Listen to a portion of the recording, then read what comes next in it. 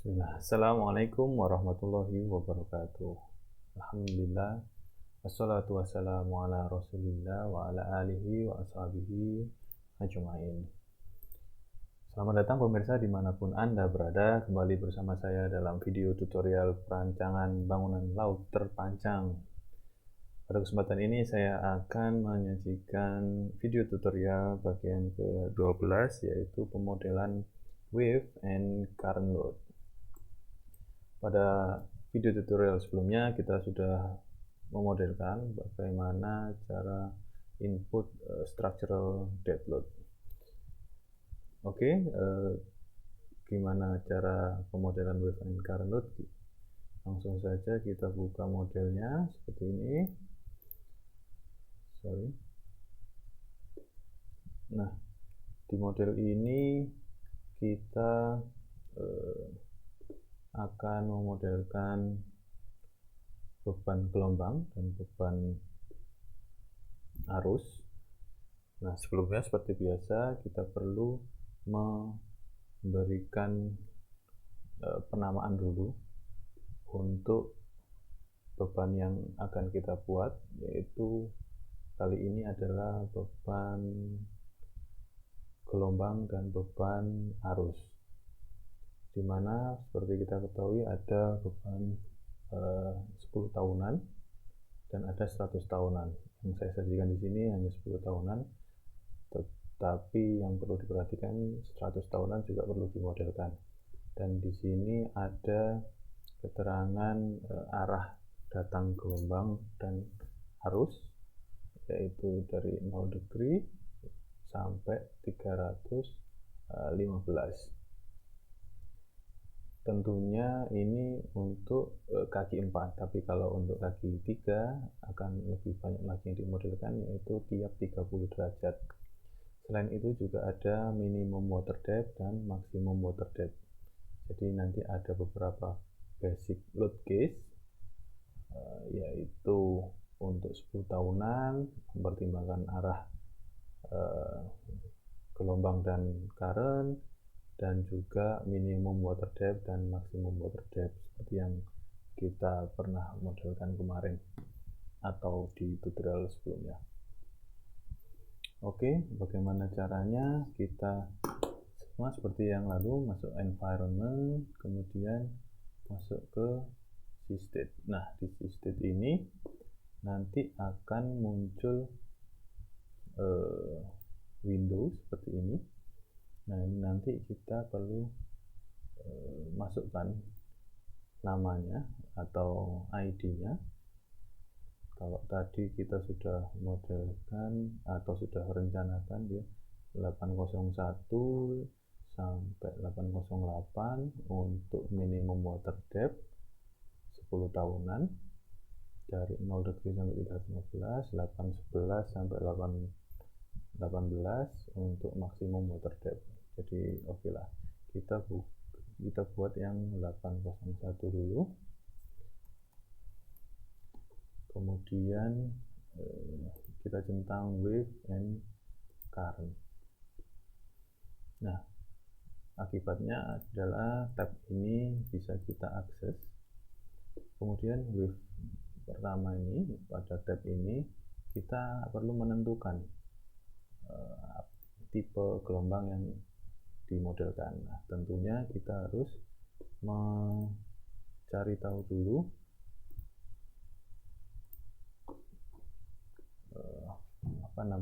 teori gelombang yang akan kita pakai dengan nanti di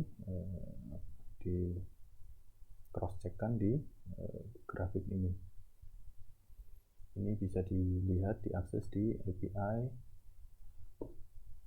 RP2WSD.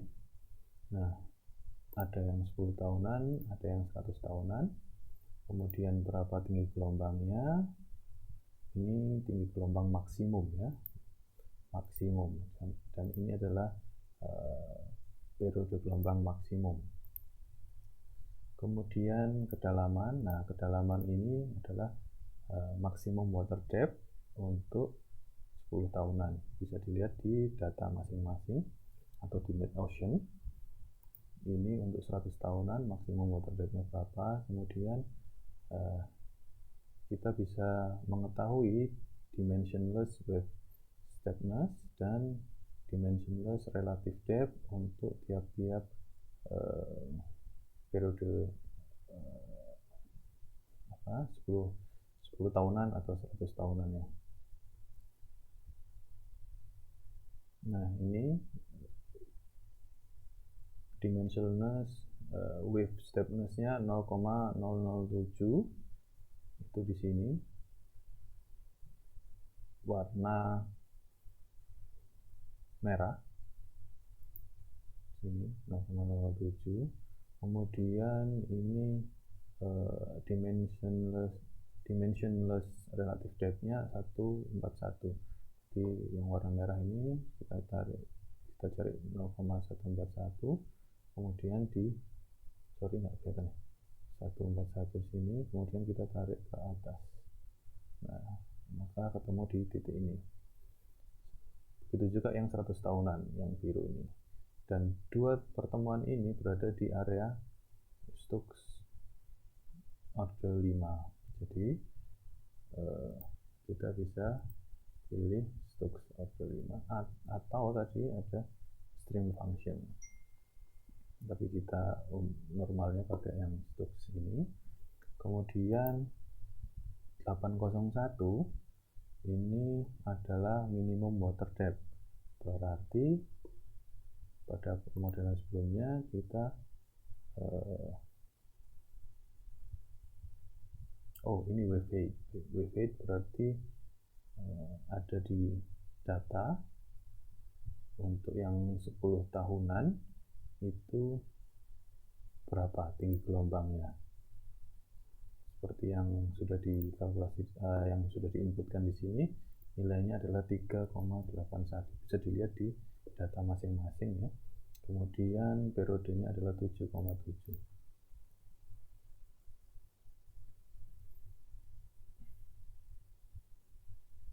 Yang 10 tahunan wave directionnya 0. Kemudian kinematic factor ini bisa dilihat di API. Oke. Kemudian untuk wave yang kedua ini tab isian yang kedua, kita bisa isikan ini degree. Kemudian ini seperti yang kita sudah pelajari di perancangan bangunan laut semester 3 yang kita menghitung yang sudah pernah kita lakukan di perancangan bangunan laut. Ini 0 berawal dari 0, kemudian tiap 5 degree, dan karena gelombang itu 360 derajat, jadi 360 dibagi 5 ini sebetulnya 72 posisi crest gitu. Kemudian selanjutnya adalah still water depth of right. Nah, karena kita tadi adalah load case nomor 801, nah, jadi ini adalah minimum water depth ya. Kalau kondisinya saya adalah data saya sekarang ini 75 meter. Nah, itu kemudian current. Nah, current ini kita bisa isi persentasenya. Jadi ini diisi dari jarak dari matline. Ini kalau persentase ini bergantung sama NetOcean data ya. Ada beberapa data yang tidak pakai persentase, ada yang pakai persentase. Nah, kalau kondisi yang saya contohkan ini pakai persentase, jadi dari bawah terus pertengahan kemudian di permukaan gitu. Terus kecepatannya kalau punya saya ada 0,81 meter per second ya. Nilainya adalah, karena ini 801, directionnya 0 degree. Kemudian untuk ukuran yang kedua ini, blocking factornya bisa lihat di API. Kalau kaki 3 berapa, kalau kaki 4 berapa. Nah, kemudian kita bisa apply. State data for load condition 801 has been added. Nah, berarti data yang 801 ini sudah ditambahkan di model. Nah, untuk 802 sampai seterusnya ini dan juga yang 100 tahunan juga perlu diinputkan. Tapi seperti yang pemodelan sebelumnya, kalau terlalu malas update di sini di preset, terlalu susah, kita bisa save.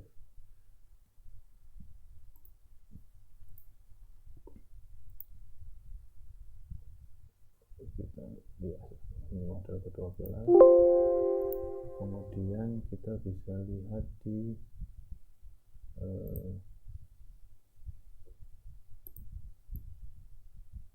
data generator. Tadi kita bisa kontrol di sini.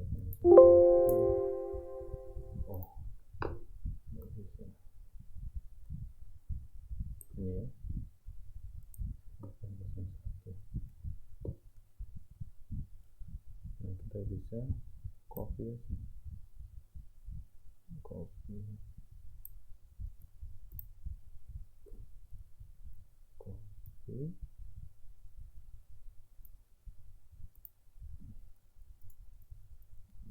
Kemudian diganti ini 802. Kemudian kalau 802 yang berbeda adalah degree-nya aja. Jadi kita bisa lihat di sini, ini with direction-nya kita bisa ganti di sini atau bisa ganti di sini, ganti untuk 5 gitu. Dan yang lainnya sama. Kemudian kita bisa lanjutkan untuk yang selanjutnya 803 kemudian 90. Oke, tinggal di save.